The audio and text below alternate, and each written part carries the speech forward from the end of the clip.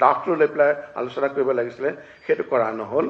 কিন্তু এতিয়া এমেণ্ডমেণ্ট কৰিব লওঁতে সকলোৱে যাতে মিলি পেলাই এনেকুৱা ডাঙৰ এটা সভাত এইটো সম্ভৱ নহয়, এটা সৰু আলোচনা চক্ৰ পাতি ভালকৈ আলোচনা কৰি কি কি কথা এমেণ্ড কৰিব লাগে, কি ইনক্লুড কৰিব লাগে, কি ডিলিট কৰিব লাগে, সেইখিনি স্পেল আউট কৰি দিয়ক, তেতিয়াহে সম্ভৱ হ'ব। ধন্যবাদ। ইয়াৰ পিছতো নিমন্ত্ৰণ জনাইছোঁ অভিযন্তা জয়ন্ত খাটনিয়াৰ দেৱক। শ্ৰদ্ধেয় আজিৰ গুৰুত্বপূৰ্ণ সভাৰ সঞ্চালকদ্বয় আৰু বিশিষ্ট ৰাইজসকল, আছাম একৰ্ডৰ বিষয়ে মোৰ যি অতি সাধাৰণ জ্ঞানেৰে মই অনুভৱ কৰিছোঁ, ভুল হ'ব পাৰে। প্ৰথম যিটো পইণ্ট আছে ফল্ট ইন আছাম একৰ্ড, মই ভাবোঁ যে এটা হয়তো ফল্ট আমাৰ থাকি গৈছে, তেতিয়াই তাৰমানে 1985 যে আমি অবৈধ নাগৰিকৰ কথা কৈ আছোঁ। অবৈধ ক'ৰ পৰা? বাংলাদেশৰ পৰা। আমি চুক্তি কৰিলোঁ আছু, অল আছাম গণসংগ্ৰাম পৰিষদ, government of India and government of Assam. কিন্তু প্ৰব্লেমটো ক্ৰিয়েট হৈছে ফ্ৰম বাংলাদেশ। হয়তো এটা ভুল হ'ল, সেইখিনি সময়ত আমি বাংলাদেশ গভৰ্ণমেণ্টকো কিয় নল'লোঁ? ল'ব লাগিছিল, কাৰণ যিখন দেশৰ পৰা প্ৰব্লেম হৈছে সেই দেশৰ চৰকাৰকো হয়তো এই একৰ্ডটোত জড়িত কৰিব লাগিছিলে, আৰু হয়তো কৰিলে আজি ইমানখিনি প্ৰব্লেম নহ'লহেঁতেন। এই প্ৰসংগতে মই আৰু এটা কথা ক'ব খুজিছোঁ।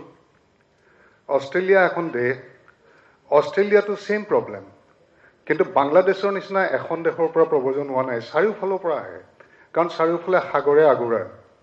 গতিকে অষ্ট্ৰেলিয়া গভৰ্ণমেণ্টে কি কৰিছে, ডিটেক্ট কৰিছে, কৰি পেলাই তেওঁলোকৰ কাণ্ট্ৰিত ৰখা নাই। এটা পৰিত্যক্ত আইলেণ্ড আছে সাগৰৰ মাজত, খ্ৰীষ্টমাছ আইলেণ্ড। খ্ৰীষ্টমাছ আইলেণ্ডটো অষ্ট্ৰেলিয়া গভৰ্ণমেণ্টৰ কণ্ট্ৰলত। তেওঁলোকে গোটেই অবৈধ মানুহখিনি ডিটেক্ট কৰি এটা আইলেণ্ডত ৰাখিছে, য'ত কেতিয়াও মানুহ নাছিলে। গোটেই ভৰণ পোষণ অষ্ট্ৰেলিয়া গভৰ্ণমেণ্টে কৰি আছে। কিন্তু আমাৰ অসমত এতিয়া তেনেকুৱা আইলেণ্ডো নাই, বা আমাৰ ইণ্ডিয়াত তেনেকুৱা পৰিত্যক্ত জেগাও নাই। গতিকে মই ভাবোঁ এটা অতি সাংঘাতিক ভুল হৈ গৈছে যে এখন বাহিৰা দেশৰ প্ৰব্ৰজন, এখন দেশ লৈ আমি ভুগিছোঁ, অথচ সেই দেশখনক আমি আমাৰ একৰ্ডখন কৰোঁতে তেওঁলোকক আমি কনফিডেন্সত নল'লোঁ বা থাকি গ'ল। গতিকে মোৰ ভুল হ'ব পাৰে যদি তেনেকুৱা আপোনালোকে ভাবে। মই ভাবোঁ এতিয়া যিহেতু গোটেই পলিটিকেল চিনেৰিটো চেঞ্জ হৈছে গোটেই ভাৰতবৰ্ষত, এতিয়াও কিবা উপায় আছে নেকি বাংলাদেশক ফৰ্মেলি জড়িত কৰিব পৰা এই একৰ্ডখনত? যদি আছে, আমি আমাৰ আজি এই সভাত এটা প্ৰস্তাৱ ল'ব পাৰোঁ নেকি, বৰ্তমান চৰকাৰক দিব পাৰোঁ নেকি? অনুগ্ৰহ কৰি আপোনালোকে ভাবি চাব। নেক্সট, মই আমাৰ আছাম একৰ্ডৰ 7 নম্বৰ দফাত গৈছোঁ। ইয়াত লেখা আছে, the government take this opportunity to renew their commitment for the speedy all round economic development of Assam so as to improve the standard of living of the people. Special emphasis will be placed on education and science and technology through establishment of national institution. National institutionৰ কথা কৈছে দেই, এইটো গুৰুত্বপূৰ্ণ। ঠিক এইটো দফাৰ ওপৰত বেছ কৰি আমাৰ বহুত ইনফ্ৰাষ্ট্ৰাকচাৰ ডেভেলপ হৈছে, ন' ডাউট, আৰু সুন্দৰৰূপে চলি আছে। কিন্তু আমি এই গুৱাহাটী চহৰৰ প্ৰায় 10 কিলোমিটাৰ ৰেডিয়াছত তেনেকুৱা এটা নেশ্যনেল ইনষ্টিটিউশ্যন অসম একৰ্ডৰ এই দফা অনুযায়ী হৈছে। সেই ইনষ্টিটিউশ্যনটোৰ আজিৰ অৱস্থা কি মই আপোনালোকক শ্লাইডত দেখাব খুজিছোঁ। আপোনালোকে চাওক, north eastern hydraulic and allied research institute NEHARI, এই সংস্থাটো আমিনগাঁৱত ব্ৰহ্মপুত্ৰ বৰ্ডৰ কেম্পাছত অৱস্থিত। 1996ত গোটেই অপেনিং কৰিছিলে, আৰু আজি 20 বছৰ হ'ল। Next slide. গতিকে ইয়াত বেকগ্ৰাউণ্ড আছে, এই বেকগ্ৰাউণ্ডত লিখিছে establishment of Northeastern Hydraulic and Allied Research Institute, Nihari, which was taken up in the year 1986 under Brahmaputra Board as follow-up of provision of Clause 7 of Historic Assam Accord. 15 আগষ্টত তেতিয়া 15 আগষ্টত ৰাজীৱ গান্ধীয়ে ইনাগুৰেট কৰিছিলে। Next slide. এই অৱস্থা মই আপোনালোকক খালি বৰ্তমানৰ অৱস্থাটো দেখিম, আমাৰ পৰা 10 কিলোমিটাৰ দূৰতো নাই। নেক্সট দেখাওক। মেণ্ডেট আছিলে, it was to carry out field and laboratory investigation, research and development work of the basic and applied problem in geomechanics, concrete technology, construction materials and associated environmental issues. Associated environmental issues, it was a ডাঙৰ শব্দ, having direct bearing on the development of the irrigation, flood control and power projects in northeastern region. Power project আছিলে যেটো লৈ সাংঘাতিক গোলমাল হৈ আছে এতিয়া সুবনশ্ৰী লৈ। গতিকে এইটো মেণ্ডেট আছিলে। তাৰপিছত মই আপোনালোকক ডিটেইল নাযাওঁ, মই খালি শ্লাইডখিনি দেখুৱাম ইনফ্ৰাষ্ট্ৰাকচাৰটো কেনেকুৱা। নেক্সট ক্লায়েণ্ট, নেক্সট দেখুৱাই থাকক আপুনি। এইবিলাক লেবৰেটৰী হ'ল, বিল্ডিং হ'ল, লেবৰেটৰী হ'ল, আৰু দেখুৱাওক ছইল মেকানিক্স লেবৰেটৰী, কি মেচিন আছে দেখাইছে, বহুত কষ্টলি মেচিন আছে এতিয়াও বৰ্তমানো। তাৰপিছত লেবৰেটৰী ইনচাইডটো দেখাইছে, দেখুৱাইছোঁ মই। rock mechanic laboratory is there with many imported machines. Next, laboratory ভিতৰৰ চৰাটো দেখুৱাব খুজিছোঁ। নেক্সট কংক্ৰিট লেবৰেটৰী, এইবিলাক ইনষ্ট্ৰুমেণ্টৰ নাম। আৰু দেখুৱাওক এইবিলাক কংক্ৰিট লেবৰেটৰী ইনচাইড। আৰু দেখুৱাওক কংক্ৰিট লেবৰেটৰী টেষ্টিং ফেচিলিটি কি আছে এইখিনি। নেক্সট হাইড্ৰলিক লেবৰেটৰী, এইটো এটা লেবৰেটৰী। নেক্সট দেখুৱাওক হাইড্ৰলিক লেবৰেটৰীৰ ঘৰটো দেখুওৱা হৈছে আৰু ফেচিলিটি কি আছে, এচিভমেণ্ট কি হৈছে। আৰু নেক্সট এইটো এটা মডেল ষ্টাডি কৰিছে মাজুলীৰ, আমাৰ পৰা 10 কিলোমিটাৰ দূৰত আমিনগাঁৱত। নেক্সট এইটো এটা physical model study of river Brahmaputra around Majuli. Next ঠিক তেনেকৈ মাজুলীৰ এইবিলাক মডেল টেষ্টিং হৈছে ইয়াতে। নেক্সট এইটো এটা infrastructure newly constructed hangar for model tray, এইবিলাক ডাঙৰ ষ্ট্ৰাকচাৰ। আৰু দেখুৱাওক এচিভমেণ্টছ। Next achievements. নেক্সট এইবিলাক এচিভমেণ্টছ ক'ত কি কাম কৰিছে, ছইল লেবৰেটৰী ক'ত কি কাম কৰিছে। নেক্সট ছইল লেবৰেটৰী, এইখিনিও ক্লায়েণ্ট একচুৱেলি এনেকৈ কাম কৰিছে। এতিয়া মই এই বিষয়টোত এটা গুৰুত্বপূৰ্ণ কথা ক'ব খুজিছোঁ। আজি 20 বছৰ হ'ল, 20 বছৰত এই লেবৰেটৰীটো, this is the second laboratory in the country. এনেকৈ ফাৰ্ষ্ট লেবৰেটৰীটো আছে পুনাত, আৰু এইটো ছেকেণ্ড ফৰ নৰ্থ ইষ্টৰ কাৰণে কৰিছিলে, কাৰণ নৰ্থ ইষ্টত এই লেবৰেটৰীটোৰ খুব প্ৰয়োজন আছিলে। আমাৰ এই হাইড্ৰ ইলেক্ট্ৰিক প্ৰজেক্টবিলাক আহি আছে, ফ্লাড প্ৰব্লেম আছে, ইৰিগেশ্যন প্ৰব্লেম আছে, এই গোটেইখিনি যাতে ইয়াতে কৰিব পাৰি, এই আছাম একৰ্ডৰ এই দফাটোত কাৰণে এইটো আমাক দিয়া হৈছিলে। এতিয়া আটাইতকৈ গুৰুত্বপূৰ্ণ কথাটো আজি আপোনালোকক মই ইনফৰ্মেশ্যন দিব খুজিছোঁ। 1996তেই এই ধুনীয়া ষ্ট্ৰাকচাৰটো হ'ল উইথ ইমান মেচিন, কিন্তু আপোনালোকে শুনি আচৰিত হ'ব, আজিলৈকে তাত এটা পোষ্ট এপ্ৰুভেল হোৱা নাই। ন' মেনছ লেণ্ড, ন' মেনছ লেণ্ড। এতিয়া বৰ্তমান আজিৰ ডেটত মই ক'ব খুজিছোঁ, ব্ৰহ্মপুত্ৰ বৰ্ডৰ 30 জন ইঞ্জিনিয়াৰ আছে, তাৰ এজন ইঞ্জিনিয়াৰ ৰিদীপ বৰুৱা, তেওঁ আজি 20 বছৰে এই প্ৰজেক্টটো চাই আছে, অহা বছৰ তেওঁ ৰিটায়াৰমেণ্ট হ'ব। আৰু যিকেইবিলাক মানুহ দেখিছে এইকেইটাত ব্ৰহ্মপুত্ৰ বৰ্ডৰ কেইটামান যোগালীয়ে কাম কৰি আছে। তাৰমানে এটা ইনফ্ৰাষ্ট্ৰাকচাৰ ডেভেলপ হ'ল, আজিলৈকে এটা মানুহ চেণ্ট্ৰেল গভৰ্ণমেণ্টে ইয়াত এপইণ্টমেণ্ট দিয়া নাই ইণ্ডিপেণ্ডেণ্টলি, বাট লেবৰেটৰী ছাইনবোৰ্ডখন লাগি আছে। আৰু এতিয়া এই শ্লাইডকেইখন অলপ পুৰণা, ইয়াৰো এই যোগালী যিকেইটাই কাম কৰি আছে সেইকেইটাও অলমষ্ট ৰিটায়াৰ্ড হৈ গ'ল। এতিয়া ন' মেনছ লেণ্ড। এতিয়া কথা হ'ল, একৰ্ড মতে ষ্ট্ৰাকচাৰটো হ'ল, কিন্তু আমিও নাজানো 10 কিলোমিটাৰ ৰেডিয়াছত আমি আছোঁ তাত কি হৈ আছে। গতিকে মই এজ এ ইঞ্জিনিয়াৰ এই কথাখিনি হাইলাইট কৰিব খুজিছোঁ। আৰু এই প্ৰসংগতে মই ক'ব খুজিছোঁ যে এই বিষয়টো মই জানো, সেইকাৰণে আজি উলিয়াইছোঁ, মই অন্য কোনো কথাত নাযাওঁ। অলপতে 27 অক্টোবৰ তাৰিখে আপোনালোকে বোধহয় জানে মই সুবনশ্ৰী প্ৰজেক্ট লৈ ইণ্ডিপেণ্ডেণ্টলি এটা ষ্টাডি কৰি মই বিভিন্ন সময়ত ৰিপ্ৰেজেণ্ট কৰি আছোঁ। এই গোটেই কথাখিনি ব্ৰহ্মপুত্ৰ বৰ্ডৰ পৰা আৰম্ভ কৰি নিহাৰী কথাটো এইটো নিহাৰী বুলি কয় নিহাৰী লৈ সোৱণশিৰিৰ ফেক্টছ এণ্ড ডাট মোৰ হেডলাইনটো আছিল ডাট ট্ৰুথছ লোৱাৰ সোৱণশিৰি হাইড্ৰ ইলেক্ট্ৰিক প্ৰজেক্ট এই নিহাৰীৰ কেছটো আছে ব্ৰহ্মপুত্ৰ বৰ্ডক কিয় টানিছোঁ প্ৰথম ব্ৰহ্মপুত্ৰ বৰ্ডে সোৱণশিৰি প্ৰজেক্টটো ইনভেষ্টিগেট কৰিছিলে গতিকে পাতনিতে মই ব্ৰহ্মপুত্ৰ বৰ্ড আনি এই গোটেই কথাখিনি এই ৰিপৰ্টটো মই আমাৰ সন্মানীয় প্ৰধানমন্ত্ৰী ডাঙৰীয়াক 27 অক্টোবৰ তাৰিখে আপোনাৰ তেখেতৰ অফিচত ছাবমিট কৰিছিলোঁ যোৱা 27 অক্টোবৰ তাত এই নিহাৰীৰ এই অৱস্থাটো মই ৰিফ্লেক্ট কৰিছোঁ আৰু লগতে মই আৰু এটা গুৰুত্বপূৰ্ণ কথা ক'ব গৈছোঁ এই বিষয়তে যে যেহেতু মই সোৱণশিৰিৰ এই ৰিপৰ্টটো প্ৰাইম মিনিষ্টাৰক দিছোঁ ব্ৰহ্মপুত্ৰ বৰ্ডৰ পাতনি মেলি তাত মই এটা কথা উনুকিয়াইছিলোঁ যে আমি প্ৰায়ে শুনি থাকোঁ যে ব্ৰহ্মপুত্ৰ বৰ্ডখন ডিজলভ কৰি দিব লাগে নাইকিয়া কৰিব বা কৰাৰ প্ৰস্তাৱ লৈছে এনেকুৱা বিষয়টোত মই কৈছিলোঁ প্ৰাইম মিনিষ্টাৰক যে 1982 চনত ব্ৰহ্মপুত্ৰ বৰ্ড গঠন হৈছিলে আৰু আজিলৈকে এই মুহূৰ্তলৈকে তাত 26 নম্বৰ চেয়াৰমেন এপইণ্ট কৰিছে 26 জন চেয়াৰমেন এতিয়ালৈকে এপইণ্ট হৈছে আজিলৈকে এই 26 জন চেয়াৰমেনৰ হেড অফ দ্য ডিপাৰ্টমেণ্ট 26 জন চেয়াৰমেনৰ 17 জন 17 numbers appointed from CWC in dual search.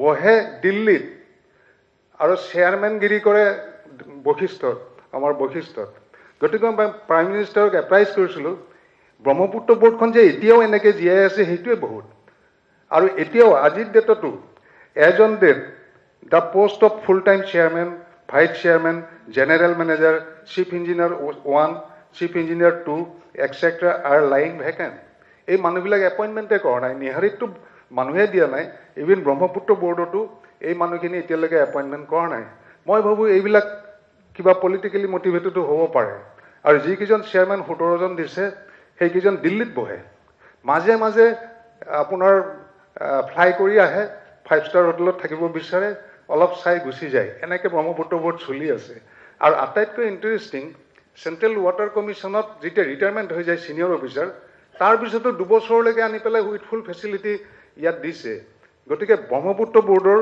এই প্ৰেজেণ্ট ষ্টেটাছটো মই প্ৰাইম মিনিষ্টাৰক জনাইছিলোঁ জনাই পেলাই মই এই প্ৰসংগত দৰকাৰী কাৰণে কৈছোঁ আৰু এটা প্ৰসংগ উলিয়াইছিলোঁ during the year 2006 prime minister of India doctor Manmohan Singh had expressed his willingness to restructure Brahmaputra Board as Northeastern Water Regulatory Authority (NEWRA) with a view to streamline all the water resource project of Northeast. The proposal of NEWRA could not be established by the central government due to resistance from the so-called good citizens and VIPs of our country, probably due to their motivated interest. মই state card লিখিছিলোঁ NEWRA practically Arunachal প্ৰদেশে বাধা দিলে তাৰপিছত মই এটা point out কৰিছিলোঁ the flowing rivers are the creation of God, cannot be a private property of any individual state within the country, and therefore must have some kind of regulatory authority under strict rules and regulation. এই 27 অক্টোবৰ দিছিলোঁ মোৰ ফালৰ পৰা নিজাকে আৰু আপোনালোকে শুনি সুখী হ'ব পৰহি আছাম ট্ৰিবিউনত ফ্ৰণ্ট পেজত ওলাইছিলে যে বৰ্তমানৰ চৰকাৰে Brahmaputra board Centered to convert Brahmaputra Board into an authority. A authority to name enake dise Brahmaputra River Rejuvenation Authority and 1 lakh an estimated rupees 1 lakh crores is proposed to invest in the new authority. Gotike eta step agbarise. Brahmaputra Boardor campus to hoito bikri kori dibo nalage. Gotike aru Brahmaputra Boardor campus te hobuli likhise. Gotike moi bhabu Assam Accordor যেটো মই আমিনগাঁৱৰ project দেখালোঁ দৰকাৰ হ'লে investigate কৰিব পাৰে আপোনালোকে গৈ পেলাই এইটো ৰিভাইভ কৰাৰ কাৰণে আমি এটা প্ৰস্তাৱ ল'ব পাৰোঁ নেকি আছাম একৰ্ডৰ লগত জড়িত এইটো মই ভাবোঁ লোৱাটো দৰকাৰ পোষ্ট চেংচন হোৱা নাছিলে অত বছৰে 20 বছৰে আজিও যে নহ'ব মানে নাই গতিকে মই আশা কৰিছোঁ বা মই বিচাৰিছোঁ যে এটা প্ৰস্তাৱ লোৱা হওক এই লেবৰেটৰীটো second in country should be full-fledged. যেটো লেবৰেটৰীয়ে 20 বছৰত 4 কোটি টকা ইনকাম কৰিছে গোটেই ইণ্ডিয়াৰ টেষ্টিংবিলাক হয়তো ইয়াত হ'ব পাৰে কাৰণ পুনা ইজ অভাৰলোডেড গতিকে মই ভিতৰত কি হৈ আছে এই কথাখিনি আপোনালোকক জনাইছোঁ আৰু এটা এই প্ৰসংগত মই আৰু দুটা লাইন ক'ব খুজিছোঁ আপোনালোকে জানে সোৱণশিৰি লোৱাৰ হাইড্ৰইলেক্ট্ৰিক প্ৰজেক্টটো এটা সাংঘাতিক টাৰ্ণ লৈছে এভৰিডে কিবা কিবি নিউজ ওলাই আহিছে এতিয়া চাওক আজি আসাম একৰ্ডৰ কথা আমি 29 বছৰ পিছত পাতিছোঁ এনেকুৱা হ'ব নালাগিব মই ভাবোঁ যে আকৌ অহা 29 বছৰ পিছত আমি সোৱণশিৰিৰ ভুল হৈ গ'ল নে শুদ্ধ কিবা হ'ল নে ইমপ্লিমেণ্ট যাতে পাতিব নালাগে সেইটো কাৰণে মই এটা প্ৰস্তাৱ আগবঢ়াব খুজিছোঁ সোৱণশিৰিৰ প্ৰজেক্টৰ মেইন প্ৰব্লেম হ'ল ডাউনষ্ট্ৰীম ইম্পেক্ট ডাউনষ্ট্ৰীম মানে অসম গতিকে এইটো এটা জ্বলন্ত সমস্যা আজি যেনেকৈ আপোনালোকে অসম একৰ্ডৰ কথা পাতিছে 29 বছৰ পিছত আৰু মই সোৱণশিৰিৰ কথাটো ওলাইছোঁ আজিৰ ডেটত আমি কিছুমান ডিচিশ্যন ল'ব লাগিব আৰু আপোনালোকে দেখিছে সোৱণশিৰি প্ৰজেক্টটো লৈ পেলাই অল আছাম ষ্টুডেণ্টছ ইউনিয়ন 26টা সংগঠন লৈ এটা কনষ্টেণ্ট স্থিতি লৈ আছে 2006 চনৰ পৰা মোৰ লগত কাগজ আছে গোটেইখিনি যিখিনি মই প্ৰাইম মিনিষ্টাৰক A to Z দিছোঁ মোৰ ফাইণ্ডিংছ বেছড অন ডকুমেণ্টছ সোৱণশিৰি প্ৰজেক্টৰ আৰম্ভণিৰ পৰা আজিৰ ডেটলৈকে বেছড অন ডকুমেণ্টছ কাৰণ মই সেই লেভেলৰ এক্সপাৰ্ট নহয় যিখিনি তথ্য মই পাইছোঁ ষ্টাডি কৰিছোঁ সেইখিনি মই তেখেতক জনাইছোঁ এই 27 তাৰিখে আৰু আপোনাৰ কৃষক মুক্তি সংগ্ৰাম সমিতি আছে আৰু কিছুমান অৰ্গেনাইজেশ্যন আছে জাতীয় যুৱ ছাত্ৰ পৰিষদ প্ৰব্লেম এটা কিন্তু সংগঠন বহুত মই নিজে বহুতকেইখন মিটিং এটেণ্ড কৰিছোঁ ৰিচেণ্টলি দিল্লীত প্ৰব্লেম এটা কিন্তু আমাৰ মাজতে ডিফাৰেঞ্চ অফ অপিনিয়ন আমাৰ সন্মুখত পীযুষ গোৱেল ডাঙৰ বহি আছে 11 তাৰিখে power minister very positive person মই ক'বলৈ হ'লে তেওঁ চাৰ্টাৰ্ড একাউণ্টেণ্ট বেচিকেলি গতিকে লাভ লোকচানৰ কথাও চাইছে লগত আমাৰ গোটেই সাংসদকেইজন বহি আছে আৰু আমাৰ গোটেই সংগঠন প্ৰায় 60জন মানুহ আমি আছোঁ সকলোকে ইয়াৰ পৰা ফ্লাইটত লৈ গৈছে চেণ্ট্ৰেল গভৰ্ণমেণ্টে ভাল হোটেলত ৰাখিছে খুৱাইছে বুৱাইছে কিন্তু তাত যিটো শ্ব' হৈছে মই নিজে আছোঁ আপোনালোকক ক'লে আমাৰ লাজ লাগি যাব আমাৰ একেটা ছাবজেক্ট একেটা প্ৰব্লেম আমাৰ মাজতে ডিফাৰেঞ্চ কোনোবাই কয় বিগ ডেম নালাগে কোনোবাই কয় লাগে কোনোবাই কয় আকৌ এনেকুৱাও হৈছে যে কোনোবাই কয় আমাক 12% ফ্ৰী পাৱাৰ লাগিব আৰু অসমৰ মাজেদি যে ট্ৰেন্সমিশ্যন লাইন বিলাক গৈছে সেইবিলাকৰ আমাক ভাড়া লাগিব আকৌ প্লেনৰ পৰা নামিয়ে প্ৰেছ কনফাৰেঞ্চ দিছে আমি তেজ দি হ'লেও বিগ ডেম হ'ব নিদিওঁ আকৌ তাতে বিচাৰিছে পাৱাৰ দিলে তাৰমানে বিগ ডেম হ'ব গতিকে এইটো একদম হাইলি টেকনিকেল মেটাৰ এটা একদম কেওছ হৈ গৈছে আৰু ইয়াৰ কাৰণে হয়তো আমি গোটেই ৰাইজে ভুগিব লাগিব গতিকে মই এই প্ৰসংগতে ক'ব খুজিছোঁ আজি যিহেতু এটা অৰ্গেনাইজেশ্যনে ইমান ভাল এখন ছেমিনাৰ পাতিছে এই বিষয়টো কোনো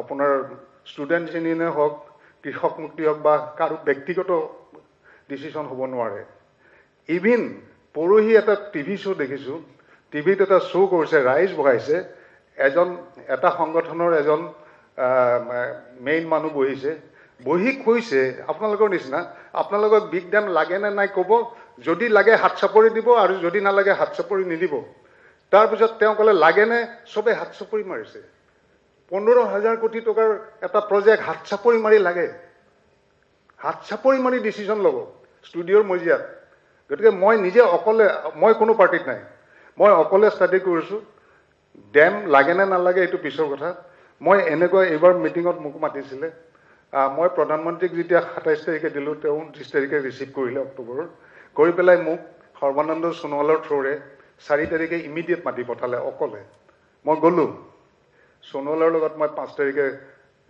সোণোৱালক মই গোটেই প্ৰব্লেমখিনি এপ্ৰাইজ কৰিলোঁ কাৰণ সোণোৱালকো মই কপি এটা দিছিলোঁ মাননীয় মন্ত্ৰী ডাঙৰীয়াক তেখেতে বুজি পোৱা নাই মই তেখেতক ঘৰত বহি পেলাই গোটেইখিনি বুজালোঁ বুজোৱাৰ পিছত মোক তেওঁ ক'লে যে আপুনি আৰু এদিন থাকক কেতিয়া যাব বোলে কালি যাম বোলে নহয় এদিন আপুনি থাকিব লাগিব টিকেট চেঞ্জ কৰক মোৰ খৰচত গৈছোঁ দেই গভৰ্ণমেণ্টৰ খৰচত নহয় এদিন টিকেট পিছুৱাইছোঁ দিল্লীৰ পৰা গুৱাহাটী প্ৰায় 15,000 নে 20,000 টকা মই নিজে বহি দিছোঁ এতিয়া কথা হ'ল সেইটোতো মোৰ একো আপত্তি নাই নেক্সট ডে তেখেতে পীযুষ গোৱেলক মোৰ লগত ফেচ টু ফেচ কৰাব খুজিছে মই প্ৰসংগত কৈছোঁ দেই এইটো কথা যদিও আজিৰ নহয় জাষ্ট আমি চিন্তা কৰিবলগীয়া পীযুষ গোৱেল আহিব নোৱাৰিলে নেক্সট ডে চাই কমপ্লেক্সত তেখেতৰ চেম্বাৰত সোণোৱাল আছে তেখেতৰ ছেক্ৰেটাৰী এজন পঠাই দিলে ছেক্ৰেটাৰীজন আহিলে মিষ্টাৰ চৌধুৰী বুলি তেওঁক মই কিছুমান প্ৰশ্ন কৰিলোঁ এই আখুৱা কোনো এটা উত্তৰ দিব নোৱাৰিলে নোৱাৰি পেলাই তেওঁ একদম SOS মেছেজ দি NHPCৰ ফৰিদাবাদৰ পৰা ডাইৰেক্টৰ টেকনিকেল মিষ্টাৰ ভাৰ্গৱক মাতি পঠালে মোৰ লগত ইণ্টাৰেক্ট কৰিবলৈ